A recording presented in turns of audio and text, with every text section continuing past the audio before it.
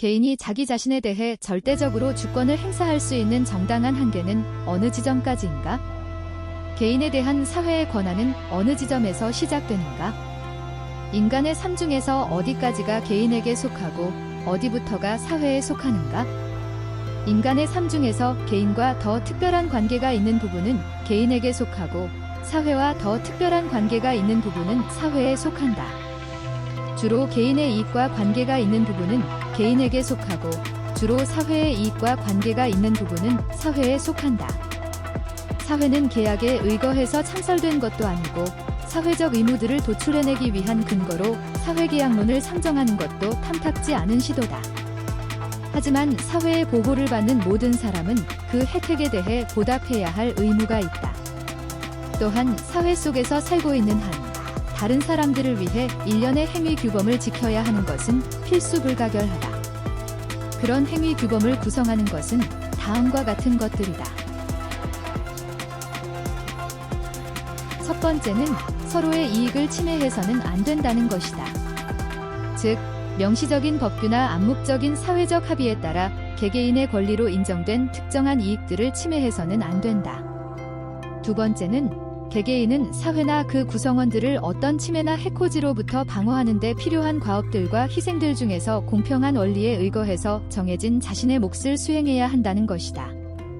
사회가 이런 의무들을 거부하는 사람들을 강제해서 어떻게 해서라도 이행하게 만드는 것은 정당하다.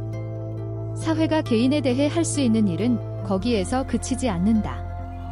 한 개인의 행동이 법적으로 보장된 다른 사람들의 권리를 침해한 것은 아니지만 사람들에게 피해를 주거나 그들의 복리를 제대로 고려하지 못한 잘못이 있는 경우가 있을 수 있다.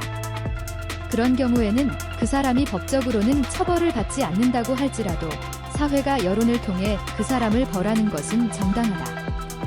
어떤 사람의 행동 중에서 어느 부분이 다른 사람들의 이익에 불리한 영향을 미치게 되면 그 즉시 사회는 그 사람의 그 행동에 판단하고 개입할 권한을 갖게 되고 거기에 개입하는 것이 사회 전체의 이익에 부합하는가 하는 문제를 공론에 붙일 수 있다. 하지만 어떤 사람의 행동이 오직 자기 자신의 이익에만 영향을 미치고 다른 사람들의 이익에는 아무런 영향을 미치지 않거나 다른 사람들, 그들은 모두 성인이고 평균적인 지능을 갖춘 사람들이어야 한다. 에게 영향을 미칠 수 있다고 해도 그들이 원할 때에만 영향을 미칠 수 있는 경우에는 사회가 그 행동에 개입해야 하는가 하는 문제는 처음부터 아예 제기되지 않는다. 그런 경우에 해당하는 모든 행동들과 관련해서는 법적으로나 사회적으로나 개개인에게 완벽한 자유가 주어져서 그런 행동을 하고 그 결과를 책임지는 것은 전적으로 개개인에게 맡겨져야 한다. 누가 나의 이런 주장을 이기적인 무관심을 설파하는 것이라고 생각한다면 그것은 정말 너무나 큰 오해가 될 것이다. 나는 사람은 서로의 삶이나 행동에 개입할 권한이 전혀 없기 때문에 자신의 이익이 관련되어 있는 경우를 제외하고는 다른 사람이 옳게 행동하고 행복하게 살아가든 그렇지 않든 거기에 관심을 가져서는 안 된다고 말하는 것이 결코 아니다. 나의 그런 주장은 다른 사람들의 이익과 행동을 위해서 힘을 쓸 필요가 없다고 말하는 것이 아니라 그들의 이익과 행복을 극대화시켜 주어야 한다는 것이다. 다른 사람들의 행복에 관심을 가지고 사심없이 애쓰기 위해 사용되는 수단은 문자 그대로 또는 비유적인 의미에서 회초리로 때리고 채찍질하는 방법만 있는 것이 아니라 사심없이 응원하고 필요한 경우에 조언하고 설득하는 방법도 있다. 나는 개인적인 덕목들을 폄하하는 사람이 결코 아니다. 굳이 따지자면 중요성이라는 측면에서만 사회적인 덕목들이 개인적인 덕목들보다 우선할 뿐이다. 이 두 종류의 덕목들을 똑같이 개발하는 것이 교육의 소임이다. 하지만 교육도 강제와 강압을 통해서만이 아니라 깨우쳐주고 설득하는 것을 통해서도 이루어진다. 그리고 교육기간이 끝난 후에는 오직 후자의 방법을 통해서 즉 끈기를 가지고 계속해서 설득하고 깨우쳐주는 방식으로 개인적인 덕목들을 길러내야 한다. 모든 사람은 다른 사람들이 선과 악을 분별하는 것을 돕고 선을 선택하고 악을 피하도록 서로를 격려해 주어야 할 의무가 있다. 모든 사람은 다른 사람들이 그들에게 주어진 더 고귀한 능력들을 점점 더 많이 사용하고 그들의 감정과 목표가 어리석고 저급한 쪽이 아니라 지혜롭고 고상한 쪽을 점점 더 지향하도록 계속해서 서로를 자극해야 할 의무가 있다. 하지만 어느 누구도 아니 아무리 많은 사람도 나이를 먹을 만큼 먹고 스스로 판단할 줄 아는 사람이 자신의 행복을 위해 자기에게 가장 좋겠다고 생각해서 스스로 선택한 삶을 살려고 하는데 그렇게 살지 말라고 말할 권리는 없다. 자신이 행복하고 잘 되는 것에 대해 가장 많이 관심을 갖고 있는 사람은 당사자다. 인격적으로 때려야 뗄 수 없을 정도로 아주 긴밀하게 연결되어 있는 관계에 있는 경우를 제외하고는 제3자가 어떤 사람에 대해 가질 수 있는 관심은 당사자가 자기 자신에 대해 갖고 있는 관심에 비하면 하찮은 것이다. 또한 사회가 어떤 사람이 다른 사람들에게 영향을 미치는 행동에 대해 관심을 갖는 것을 제외한다면 그 사람 자체에 대해 갖는 관심은 단편적이고 지극히 간접적이다. 반면에 아주 평범한 남자나 여자도 자기 자신의 감정이나 형편에 대해서는 감히 비교할 수 없을 정도로 다른 그 누구보다도 더 월등하게 잘 안다. 하지만 사회가 개입하여 다른 사람들의 이익에는 아무 상관이 없고 오직 당사자의 이해관계에만 관련이 있는 개개인의 판단과 계획을 좌지우지하고자 할 때에는 개별적이고 구체적인 전제들이 아니라 일반적이고 보편적인 전제들을 근거로 해서 그렇게 할 수밖에 없다. 그런데 그러한 전제들은 어떤 구체적인 개인에게 적용되었을 때에는 완전히 잘못된 것일 수 있다. 그리고 설령 그 전제들이 올바른 것이라고 해도 단지 제3자로서 밖에서 피상적으로 보았기 때문에 개개인의 사정과 형편에 대해 잘 모르는 사람들이 그 전제들을 개개인에게 구체적으로 적용할 때에는 얼마든지 잘못 적용할 수 있다. 따라서 인간의 삶의 그러한 부분은 각 개인의 개성이 발휘될 수 있는 고유한 영역으로 두어야 한다. 사람들 사이에서 서로에 대한 행동들에 있어서는 사람들이 자신이 다른 사람들과 관련해서 어떻게 행동해야 하는지를 알 수 있게 하기 위해서 일반적이고 보편적인 규범을 적용하는 것이 필수적이다. 하지만 오직 당사자와 관련된 행동들에서는 개인의 자발성이 자유롭게 발휘될 수 있게 해주어야 한다. 물론 다른 사람들은 어떤 개인의 판단을 돕기 위해 그가 고려해야 할 것들이 어떤 것들인지를 말해줄 수 있고 그 개인의 의지에 힘을 불어넣어주기 위해 이런저런 권면들을 할 수도 있으며 심지어는 심리적인 압박을 가할 수도 있을 것이다. 하지만 최종적으로 판단하는 사람은 그 개인이어야 한다. 그 개인이 다른 사람들의 조언과 경고를 무시하고 자신의 뜻대로 행동해서 온갖 잘못을 저지를 수도 있지만 그렇게 해서 저질러진 잘못들로 인한 해악보다는 그 개인에게 이익이 된다고 생각하는 것들을 다른 사람들이 판단하고 결정해서 그 개인에게 강제했을 때의 해악이 훨씬 더 크다. 나는 다른 사람들이 그들과는 상관이 없고 오직 개별 당사자와만 관련이 있는 자질들이나 결정들에 대해서 그 어떤 감정을 가져서는 안 된다고 말하는 것이 아니다. 그런 것은 가능하지도 않고 바람직하지도 않다. 어떤 사람이 오직 자신에게만 유익한 것이라고 할지라도 뛰어난 자질들을 가지고 있다면 그 사람은 인간 본성의 완전한 이상에 훨씬 더 가까운 사람으로서 사람들의 칭송과 부러움의 대상이 되는 것은 당연하다. 반면에 그런 자질들이 너무나 부족한 사람은 사람들로부터 정반대의 대우를 받게 될 것이다. 인간의 자질들 가운데는 어리석고 우둔한 것, 그리고 저급하거나 부패한 취향이라고 부를 수 있는 것, 이러한 표현은 문제의 소지가 있긴 하지만 존재한다. 그런데 그런 자질들을 보이는 사람에게 해악을 가하는 것은 정당화될 수 없다.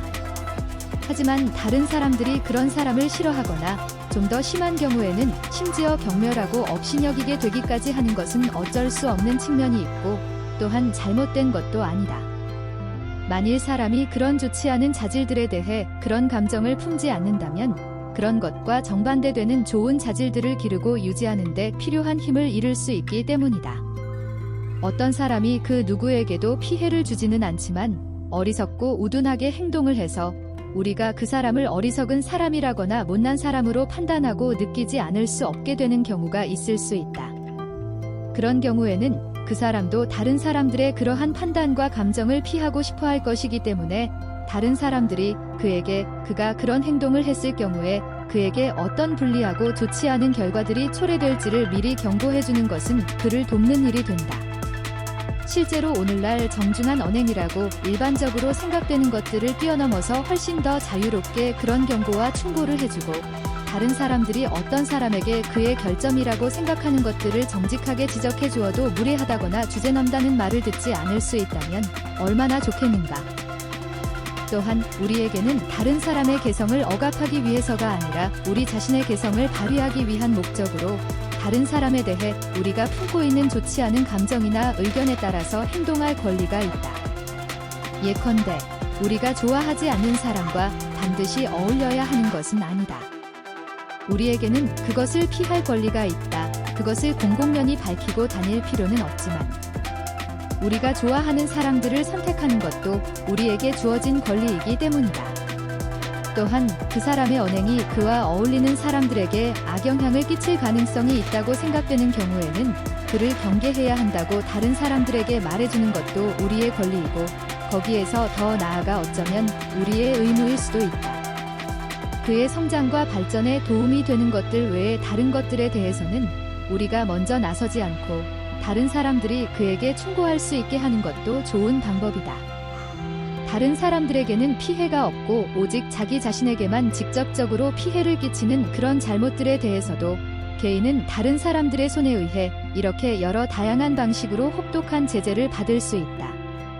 하지만 그러한 제재들은 다른 사람들이 그를 징벌하기 위해 의도적으로 가하는 것이 되어서는 안 되고 오직 그의 잘못으로 인해 자연스럽게 저절로 생겨난 결과들이어야 한다. 경솔하고 고집스러우며 자만심이 가득한 사람, 절제하는 삶을 살지 못하는 사람, 자제력이 부족해서 해로운 일들에 빠져서 살아가는 사람, 인간다운 감정과 지성은 내팽개치고서 동물적인 쾌락만을 쫓아 살아가는 사람은 다른 사람들로부터 좋지 않은 말을 듣고 좋지 않은 대접을 받을 것을 예상해야 하고 그런 대접에 대해 불평할 권리도 없다.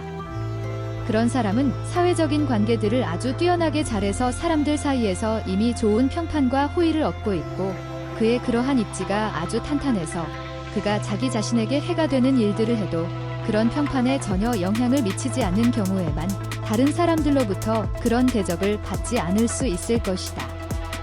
내가 주장하고자 하는 것은 어떤 사람이 자신과 관련이 있는 다른 사람들의 이익은 침해하지 않고 오직 자신의 이익과만 관련이 있는 어떤 행동이나 성격으로 인해 받게 될 불이익은 오직 그에 대한 다른 사람들의 좋지 않은 평판으로 인해 필연적으로 초래될 수밖에 없는 불이익들 뿐이어야 한다는 것이다. 반면에 다른 사람들에게 피해를 주는 행동들은 완전히 다르게 다루어져야 한다.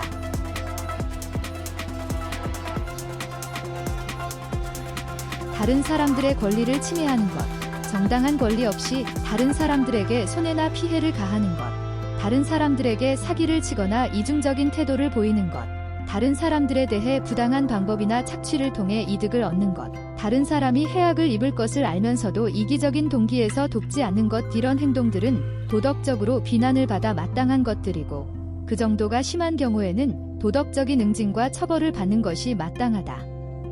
그리고 그러한 행동들만이 아니라 그런 행동들을 초래하는 성향들도 본질적으로 부도덕한 것들이기 때문에 도덕적으로 비난을 받는 것은 물론이고 혐오의 대상이 될 수 있다.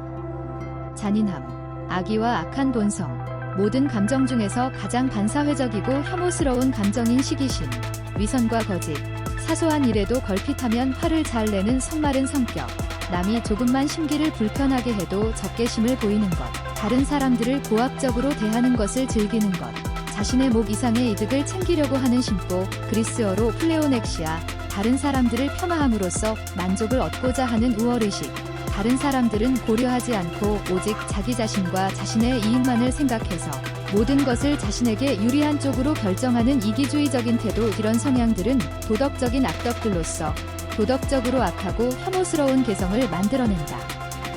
앞에서 말한 오직 자기 자신과만 관계되는 결점들은 이런 행동들이나 성향들과는 다른 것들이다. 그러한 결점들은 본질적으로 부도덕한 것들이 아니고 그 정도가 아무리 심하다고 할지라도 도덕적으로 사악한 것이 되지는 않는다. 어떤 사람이 그런 결점들을 가지고 있다는 것은 그 사람이 어리석다거나 인간으로서의 존엄함과 자존감이 부족하다는 것을 보여주는 증거들일 뿐이다. 따라서 오직 그 사람이 다른 사람들에 대한 어떤 의무를 이행하기 위해서는 그 결점들을 잘 관리해야 하는데도 그것을 소홀히 해서 자신의 그 결점들로 인해서 그가 다른 사람들에게 지고 있는 의무를 이행하지 못한 경우에만 그 결점들은 도덕적인 비난의 대상이 된다. 우리는 흔히 우리 자신에 대한 의무라는 표현을 사용하지만 이른바 그러한 의무들은 사회적인 의무가 아니고 오직 어떤 상황이나 조건에 의해서 다른 사람들에 대한 의무가 되는 경우에만 우리 자신에 대한 의무임과 동시에 사회적인 의무가 된다. 우리 자신에 대한 의무라는 표현은 현명하고 지혜롭게 행동해야 한다는 것, 또는 자기 자신을 존중할 줄 알아야 한다는 것, 또는 자신의 발전을 생각해야 한다는 것을 의미할 뿐이다. 따라서 그런 말로 표현되는 의무들은 그 어느 것도 인류의 복리를 위해 우리가 책임을 져야 할 것들이 아니기 때문에 다른 사람들에게 책임을 질 필요가 없다.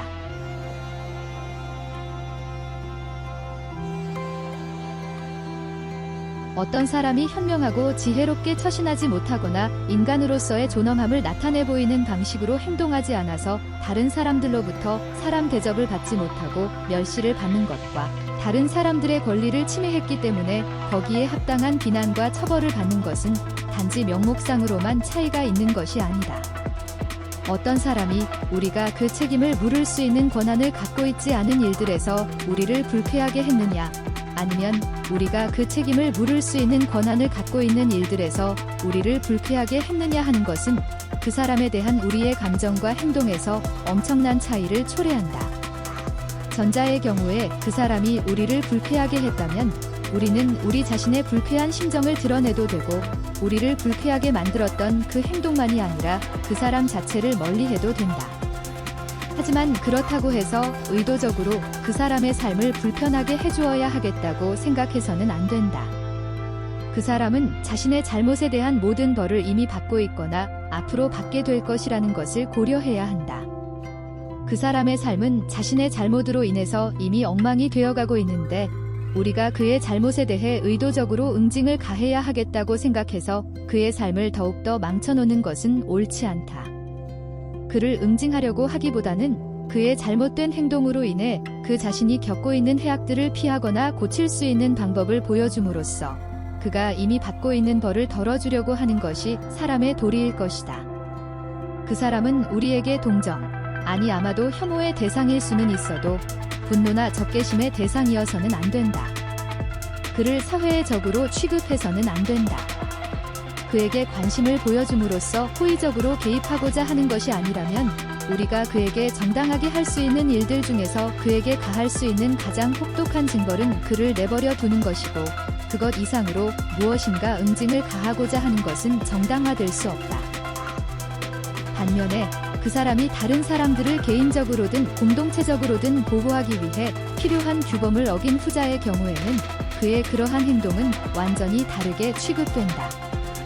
그의 행동으로 인한 해로운 결과들이 그 자신에게만이 아니라 다른 사람들에게도 미치기 때문이다. 사회는 자신의 모든 구성원들을 보호해야 할 책무를 부여받고 있기 때문에 그를 응징해야 하고 명백한 징벌의 목적으로 그에게 고통을 가해야 하며 그 징벌이 충분히 혹독하도록 주의를 기울여야 한다. 후자의 경우에는 우리는 그 사람을 범죄자로서 법정에 세우고서 심판을 받게 해야 할 뿐만 아니라 여론이나 사회적인 압박 등과 같은 여러 방법들을 동원해서 우리 자신이 판결을 선고하고 그 판결을 집행해야 한다. 하지만 전자의 경우에는 사회는 그 사람에게 자신의 일을 자기 식대로 행할 수 있도록 자유를 허용한 것과 마찬가지로 우리에게도 우리 자신의 일을 우리 식대로 행할 자유를 허용했기 때문에 우리가 그 자유를 사용할 때 그것이 부수적으로 그 사람에게 징벌이 되는 것을 제외하고는 우리가 의도적으로 그 사람에게 그 어떤 징벌을 가하려고 해서는 안 된다. 나는 여기에서 한 사람의 삶 속에서 오직 자기 자신과만 관계되는 행동과 다른 사람들에게도 관계가 되는 행동을 구별하고서 이 둘 간에는 차이가 있다고 지적했다. 하지만 이러한 구별을 인정하기를 거부할 사람이 많을 것이다. 그들은 이렇게 반문할지도 모르겠다.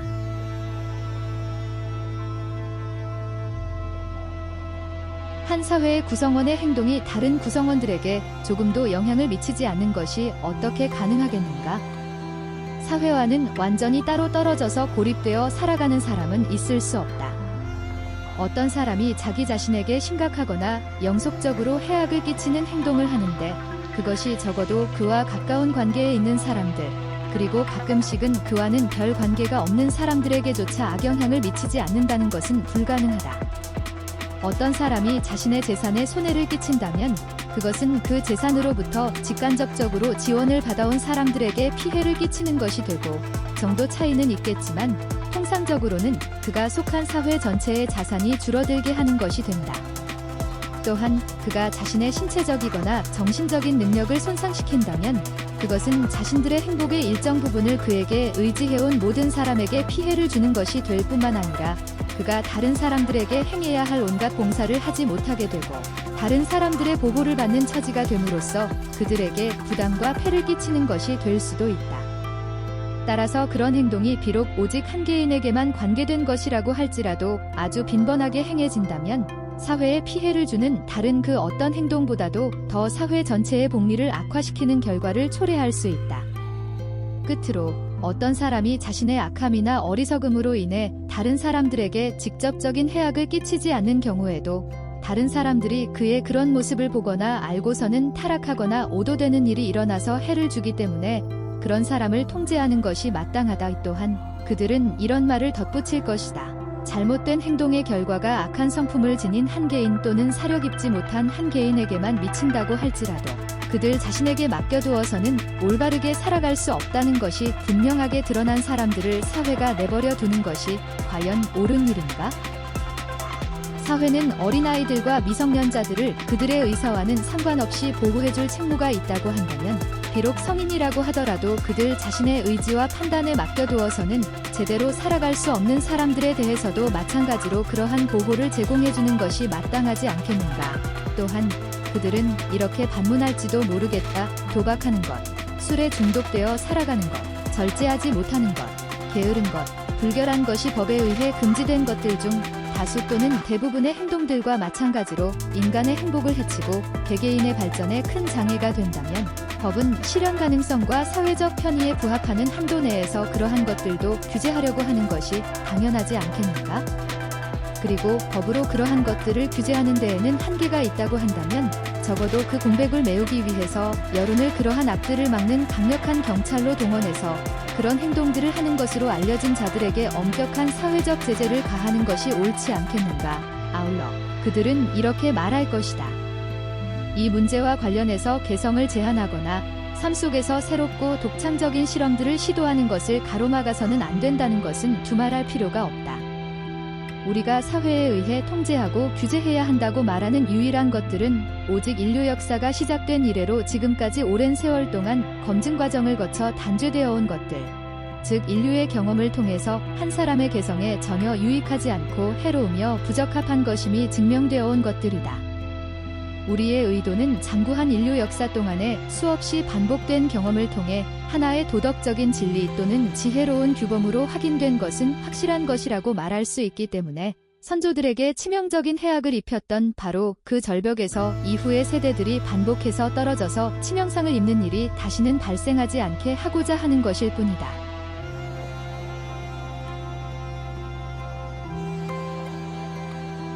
어떤 사람이 자기 자신에게 해악을 끼치게 되면 그것은 사람들 간의 공감 능력과 이해관계로 인해서 그와 가깝게 연결되어 있는 사람들에게는 큰 영향을 미치고 사회 전체에도 어느 정도 영향을 미칠 수 있다는 것을 나도 전적으로 인정한다. 그 사람이 그런 종류의 행동을 통해 다른 사람 또는 사람들에 대한 자신의 명시적이거나 묵시적인 의무를 어기게 될 때 그의 행동은 자기 자신과만 관련이 있는 행동의 범위를 넘어서는 것이 되어서 진정한 의미에서 도덕적 비난의 대상으로 바뀌게 된다.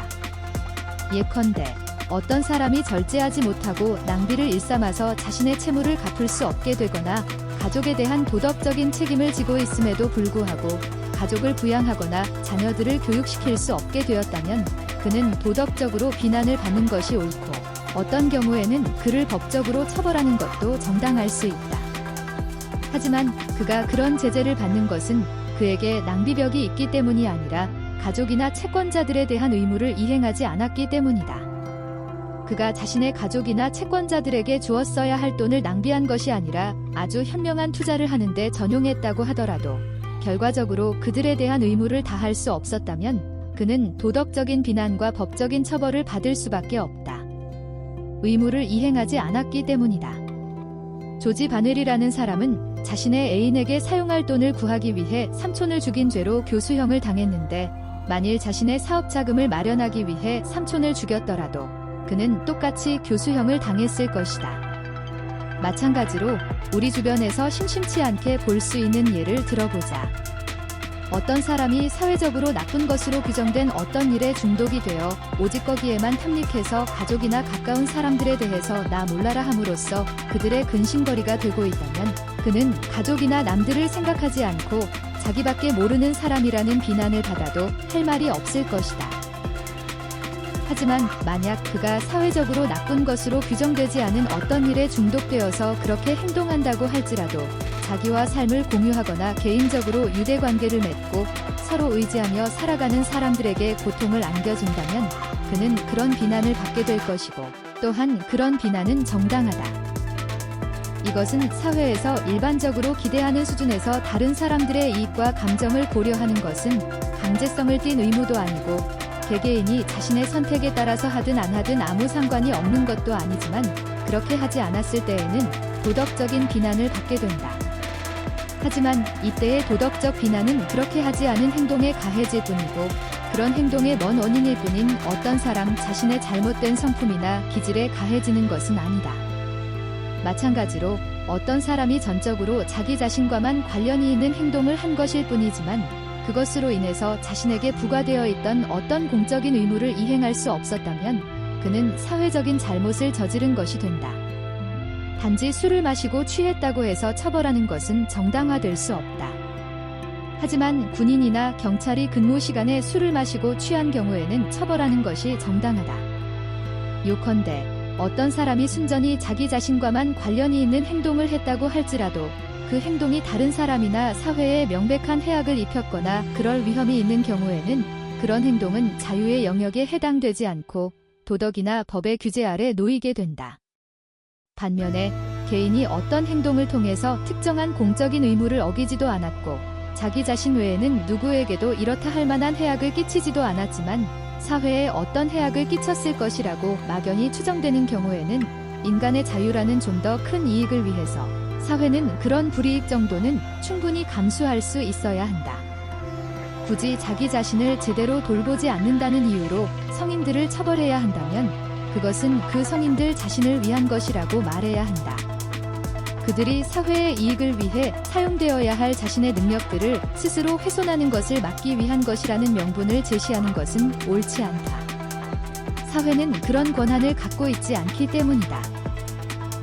이 문제와 관련해서 사회가 자신의 취약한 구성원들이 불합리한 행동을 할 때까지 기다렸다가 그들을 법적으로나 도덕적으로나 처벌하는 것 외에는 그들이 통상적인 수준의 합리적인 행동을 할 수 있게 해줄 다른 수단들을 가지고 있지 않은 것처럼 말하는 것에 나는 동의할 수 없다. 사회는 자신의 구성원들이 성인이 될 때까지는 그들에 대해 절대적인 권한을 행사하기 때문에 그들이 어린아이와 미성년자인 기간 전체에 걸쳐서 그들로 하여금 합리적인 삶과 행동을 할 수 있게 교육할 수 있다. 기성세대는 다음 세대를 훈육하는 선생님과 동시에 그들이 성장하는 환경이다. 기성세대가 선량함과 지혜로움에서 너무나 통탄스러울 정도로 결핍되어 있다면 다음 세대를 온전히 지혜롭고 선량한 사람들로 만들어낼 수 없다. 최고의 노력을 쏟아붓는다고 해서 현실적으로 모든 개개인들에게서 최고의 성과를 거둘 수 있는 것도 아니다. 하지만 기성세대는 다음 세대를 전체적으로 그들만큼 또는 그들보다 좀 더 나은 수준에서 선량하게 만드는 것은 얼마든지 가능하다. 따라서 사회가 자신의 구성원들 중 상당수를 장기적인 안목에서 합리적인 계획을 따라 행동하지 않고 단지 어린아이처럼 즉흥적으로 행동하는 사람들로 만들었다면 사회는 그런 결과에 대해서 비난을 받아 마땅하다. 사회는 이렇게 자신의 구성원들을 교육시킬 수 있는 아주 강력한 권한과 힘을 지니고 있을 뿐만 아니라 스스로 판단해서 제대로 살아가기 힘든 사람들에게는 사회에서 일반적으로 받아들여지고 있는 정설의 권위를 통해서 그들이 어떤 식으로 자신의 언행을 형성해야 하는지를 늘 가르쳐주고 그들이 그렇게 살아가지 않는 경우에는 그들을 아는 사람들로부터의 비난이나 멸시에 의한 자연스러운 제재를 통해서 통상적으로 합리적인 삶을 살아갈 수 있게 도울 수 있는 힘도 지니고 있다. 따라서 이렇게 막강한 권한과 힘을 이미 가지고 있는 사회가 마치 개개인의 전적으로 사적인 문제들에 대해서조차도 명령하고 복종을 요구할 권한이 필요한 것처럼 주장하는 것은 말이 되지 않는다. 어떤 사람의 어떤 행동이 전적으로 그 사람에게만 관련이 있는 경우에는 그 행동에 의해 발생하는 모든 결과를 책임지는 그 사람에게 그 행동에 관한 것을 결정할 권한도 주어져야 한다는 것은 정의와 지혜의 모든 원칙에 부합하기 때문이다. 또한 어떤 행동이 아무리 좋은 것이라고 하더라도 좋지 않은 수단이 동원되어 강제로 그 행동을 하게 하면 그 행동의 가치는 떨어지게 되고 사람들로부터 불신을 받게 되어 오히려 역효과가 나는 법이다. 따라서 활력있고 개성있는 인간으로 만들어주는 어떤 덕목이나 행동들을 사람들에게 강제하게 되면 틀림없이 그들은 그러한 멍에를 매지 않으려고 반발할 것이다. 그들은 자신이 다른 사람들의 사적인 문제를 통제하려고 해서는 안 된다고 느끼는 것처럼 다른 사람들도 자신의 사적인 문제를 통제하려고 해서는 안 된다고 느낄 것이기 때문이다. 찰스 2세 시대의 청교도들의 광신적인 도덕적 불관용이 지배했던 사회처럼 또다시 사회가 그런 식의 월권으로 폭정을 자행하는 경우에는 거기에 정면으로 맞서서 사회가 요구하는 것과 정반대의 행동을 짐짓 행한다면 사람들의 그러한 행동은 기계가 있고 용기가 있는 행동으로 여겨지게 되지 않겠는가? 사람들은 사악하거나 방종하다는 것이 아무리 본인 자신에게만 관련된 사적인 것이라고 해도 그런 사람이 다른 사람들에게 나쁜 본보기가 되는 것을 막아서 사회를 보호해야 한다고 말한다. 나쁜 본보기가 사람들에게 해로운 영향을 미칠 수 있다는 것은 사실이다.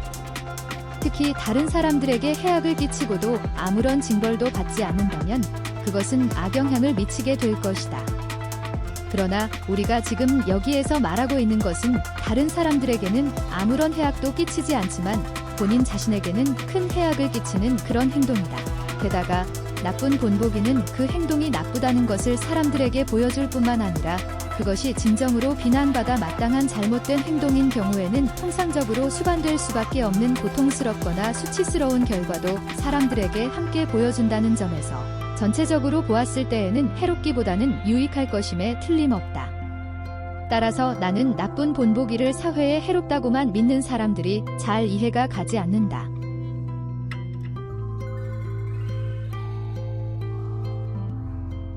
사회가 전적으로 사적인 행동에 개입해서는 안 되는 온갖 이유들 중에서 가장 강력한 이유는 사회가 일단 그런 행동들에 개입하기 시작하면 개입해서는 안 되는 것들에 엉뚱하게 개입하거나 아니면 잘못된 방식으로 개입하거나 이런저런 잘못들을 수시로 저지르게 될 가능성이 높다는 것이다. 사회윤리 및 다른 사람들에 대한 의무와 관련된 문제들에 대해서 압도적인 다수의 의견인 여론이 틀릴 때도 있지만 옳을 경우가 더 많을 것이다. 그런 문제들에 있어서는 그들은 오직 그들 자신의 이해관계, 그리고 어떤 행동을 허용했을 경우에는 그들에게 어떤 영향이 있을지만을 판단하면 되기 때문이다. 반면에 그런 압도적인 다수의 의견이 소수 또는 오직 개인과만 관계되는 행동과 관련해서 법으로 부과되는 경우에는 옳을 때도 많겠지만 틀릴 때도 많을 것이다. 왜냐하면 그런 행동들과 관련해서 여론이라는 것은 기껏해야 다른 사람들에게 무엇이 좋고 무엇이 나쁜지에 대한 제3자의 의견일 뿐이고 심지어는 제3자로서의 의견조차도 되지 못하는 경우가 비일비재해서 대중은 그 소수나 개인이 무엇을 싫어하고 무엇을 좋아하는지에 대해 철저하게 무관심하면서도 오직 자신들의 선호에만 의거해서 그 소수나 개인이 전적으로 사적인 행동들에서 무엇을 어떻게 해야 하는지를 결정하는 것이기 때문이다. 대중을 구성하는 사람들 중에서는 단지 자신이 싫어하는 행동들일 뿐인데도 그런 행동들을 자신에게 해악을 끼치고 자신의 감정을 짓밟고 모독하는 것으로 여겨서 적대감을 보이는 사람들이 많다.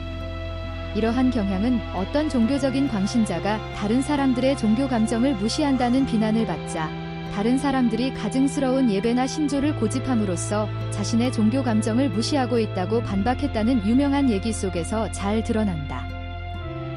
하지만 도둑이 어떤 사람의 지갑을 훔치고자 하는 욕망의 가치와 주인이 그 지갑을 지키고자 하는 욕망의 가치가 서로 대등할 수 없는 것과 마찬가지로 어떤 사람이 자신의 의견에 대해 가지는 감정의 가치와 그가 그 의견을 갖고 있는 것으로 인해 상한 다른 사람의 감정의 가치는 서로 대등할 수 없다.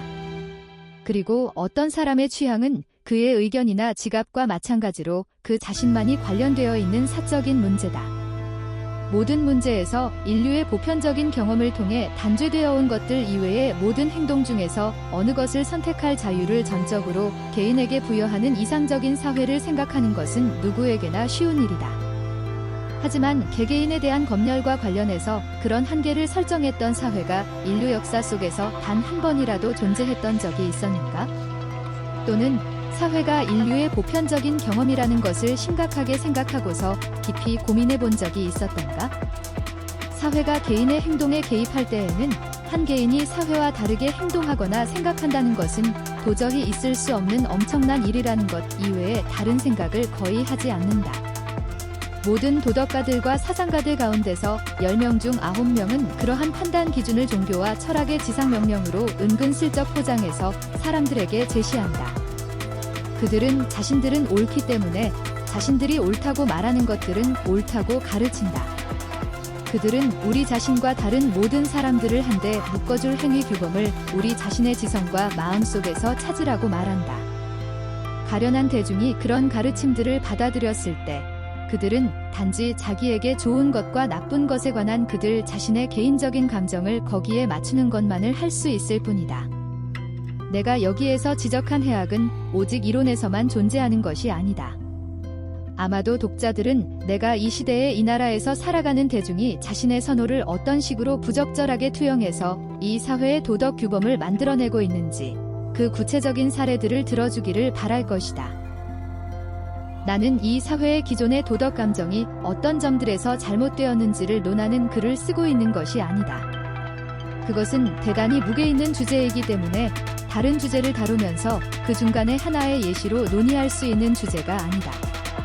하지만 내가 주장하는 원칙이 실천적으로 중요한 문제이고 여기에서 나는 허구적인 해악들을 상정하고서 그것을 막을 방도를 생각해내기 위해 애쓰고 있는 것이 아님을 보여주기 위해서는 약간의 사례들을 제시할 필요는 있을 것이다.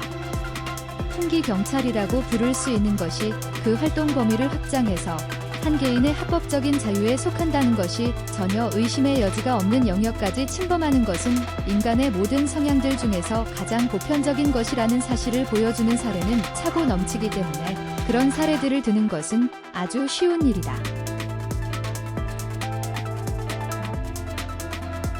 먼저 사람들이 오로지 자신들과 종교적 견해가 다른 사람들이 자신들의 종교적 관행을 행하지 않는다는 이유만으로, 특히 자신들이 종교적으로 금기시하는 것을 행한다는 이유만으로 그들에 대한 반감을 품는 것을 생각해보자.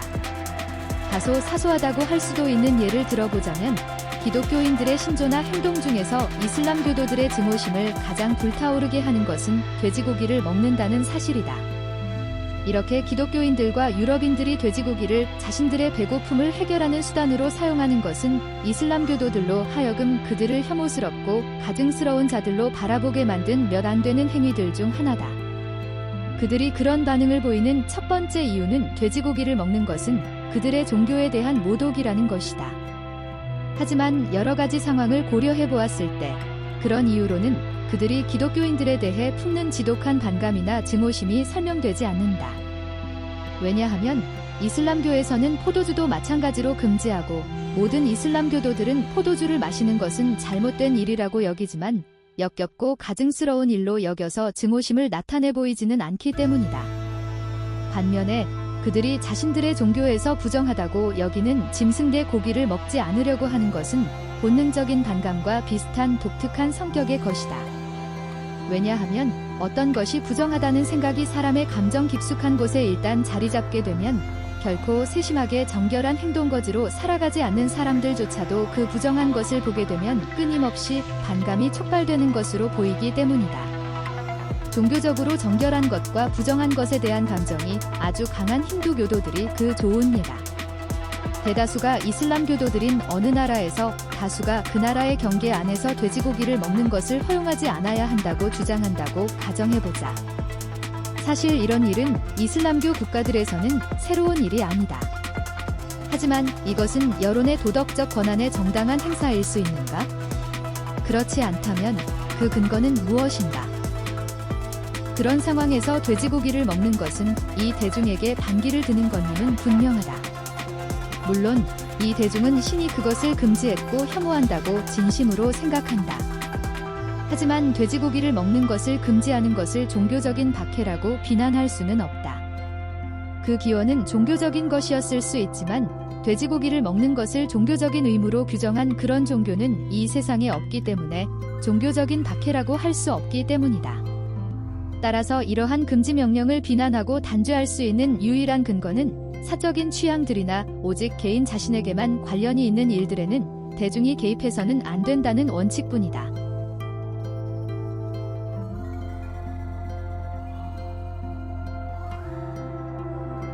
이제는 우리에게 좀 더 가까이 있는 나라들로 눈을 돌려보자. 스페인 사람들 중 대다수는 로마 가톨릭과 다른 방식으로 신을 예배하는 것은 최고의 모독으로서 큰 불경죄를 짓는 것이라고 생각한다. 그런 이유로 스페인의 영토 내에서 로마 가톨릭 이외의 방식으로 공적인 예배를 드리는 것은 불법이다. 또한 남유럽의 모든 사람들은 성직자가 결혼하는 것을 신앙에 어긋날 뿐만 아니라 불결하고 상스러우며 천박하고 역겨운 일로 여긴다. 그렇다면 개신교인들은 그들의 의심할 여지 없이 진실한 이러한 감정들에 대해서 그리고 그러한 감정들을 로마 가톨릭 신자가 아닌 사람들에게 강제하고자 하는 그들의 시도에 대해서 어떻게 생각하겠는가? 다른 사람들의 이익에는 아무 관련이 없고 오직 각 개인과만 관련이 있는 일들에서 개인이 누려야 할 자유에 사회가 개입하는 것이 정당화된다면 앞에서 예로 든 그런 일들이 벌어지는 것을 과연 어떤 원칙이나 원리에 입각해서 일관되게 막을 수 있겠는가?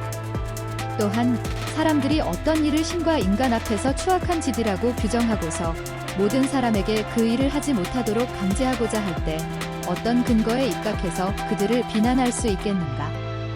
다른 사람들의 이익에는 아무 관련이 없는 한 개인의 부도덕한 행동들을 억압하고 금지하고자 하는 경우에 사용할 수 있는 이런저런 근거들 중에서 그런 행동들을 신 앞에서 불경스러운 행위로 몰아가는 것보다 더 강력한 것은 없다.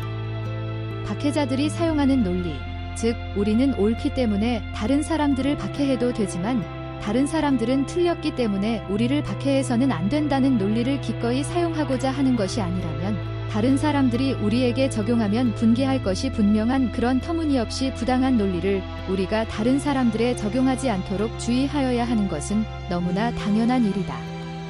어떤 사람들은 앞에서 든 사례들은 비이성적인 일들이기는 하지만 이 나라에서는 일어날 수 없는 일들이라고 말하며 반론을 제기할지도 모르겠다. 이 나라에서 대중의 여론이 어떤 짐승의 고기를 먹지 못하게 한다든가 다른 사람들이 자신들이 믿는 종교나 취향에 따라 예배를 드리거나 결혼하기도 하고 결혼하지 않기도 하는 것에 대해 간섭할 가능성은 없어 보이기 때문이다. 하지만 지금까지 이 나라에서 벌어진 일들을 생각해보면 대중이 전적으로 사적인 자유에 개입할 위험이 전혀 없다고 말할 수 없게 될 것이다.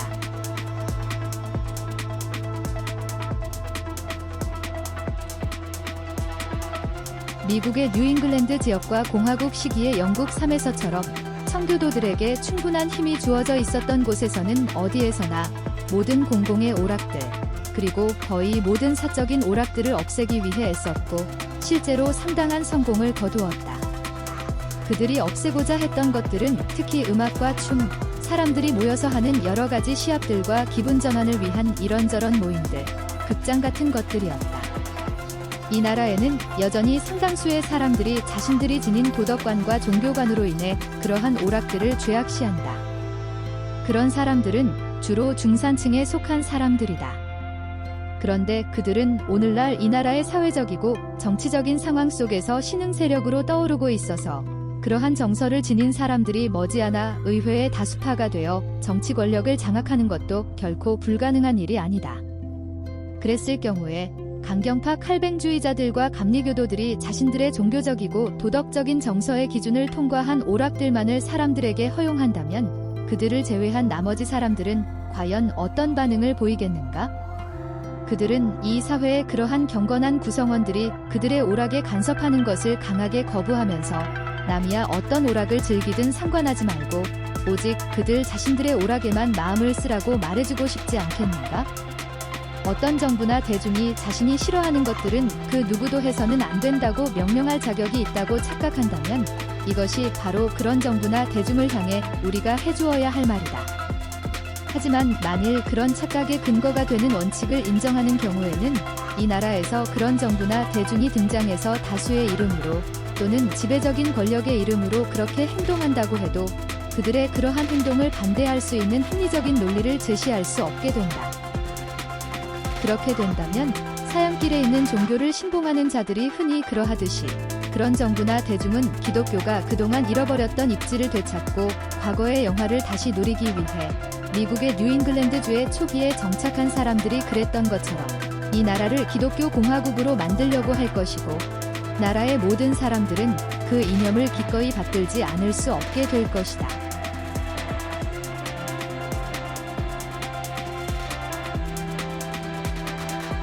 방금 말한 것보다 더 실현될 가능성이 있어 보이는 또 다른 예를 생각해보자.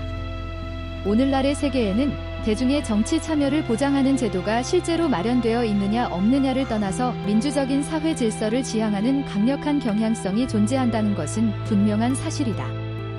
그러한 경향성이 가장 완벽하게 실현되어서 사회와 정부가 가장 민주적인 나라인 미국이 그것을 증명해준다. 미국에서는 다수의 대중이 자신들이 따라잡을 수 있는 정도 이상으로 사치스럽거나 호화롭게 살아가는 사람들을 보면 반감을 품기 때문에 대중의 그러한 반감이 사회 구성원들로 하여금 검소하게 살아가게 만드는 일종의 실질적인 법으로서의 역할을 한다. 그래서 미국의 많은 지역들에서는 아무리 많은 돈을 버는 사람도 대중의 반감을 의식해서 자신의 돈을 마음대로 쓰기가 현실적으로 어렵다. 이렇게 말하는 것은 현실을 많이 과장해서 표현한 것임은 틀림없다.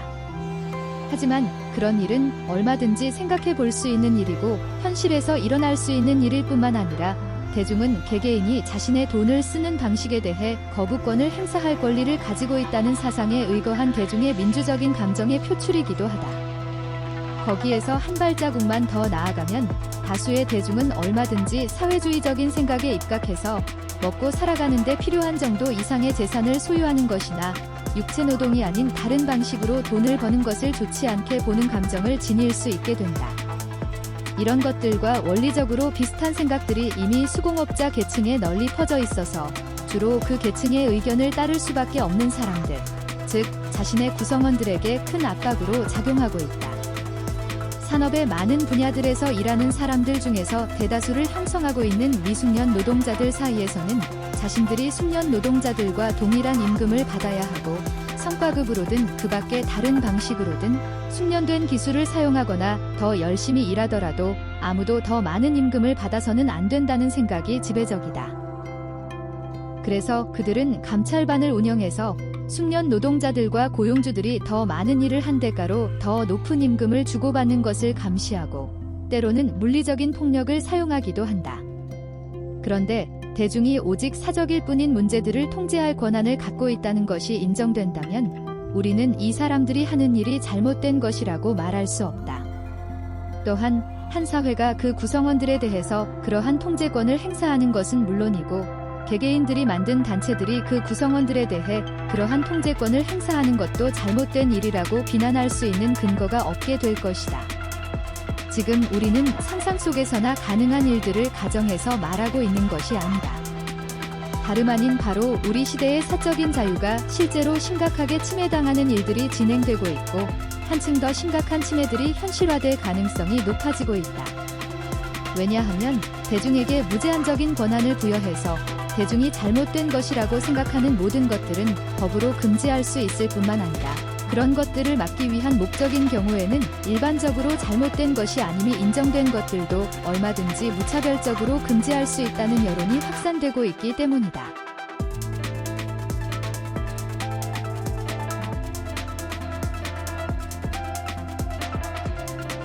영국의 한 식민지와 미국의 거의 절반에 해당하는 지역에서는 폭음으로 인한 사람들의 무절제한 삶을 막기 위한 것이라는 명분으로 의료용 외에는 발효 음료를 사용하는 것을 금지하는 법이 시행되어 왔다.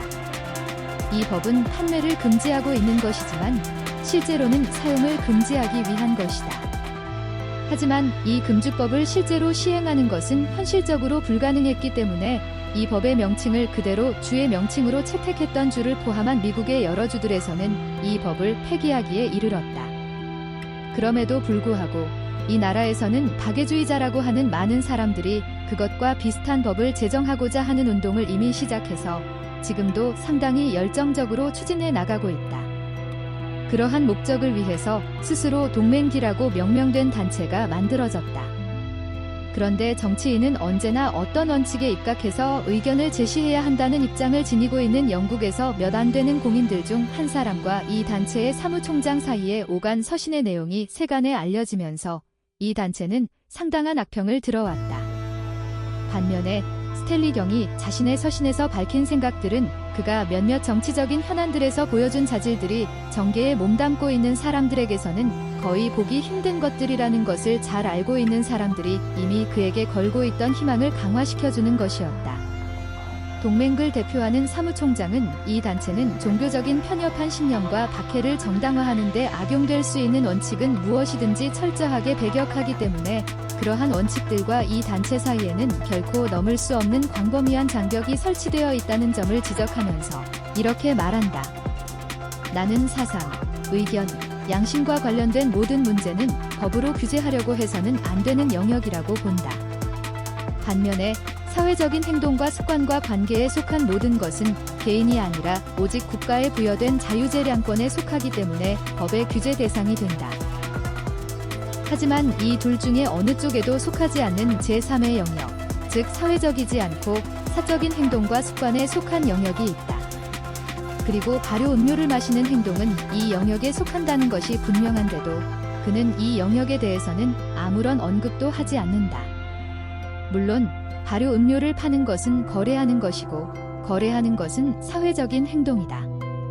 하지만 발효 음료와 관련해서 문제가 되는 것은 판매자의 자유에 대한 침해가 아니라 구매자와 소비자의 자유에 대한 침해다. 국가가 사람들에게 술을 구할 수 없게 하는 것은 술을 마시지 못하게 하기 위한 것이기 때문이다. 그런데 이 사무총장이라는 사람은 나의 사회적 권리가 다른 사람의 사회적 권리에 의해 침해당할 때 나는 한 사람의 시민으로서 그러한 침해를 방지하기 위한 입법을 요구할 권리가 있다고 말한 후에 사회적 권리라는 것이 무엇인지를 다음과 같이 정의해 나간다. 나의 사회적 권리를 침해하는 것이 있다고 한다면 술을 거래하는 것이 바로 그런 것임은 분명하다.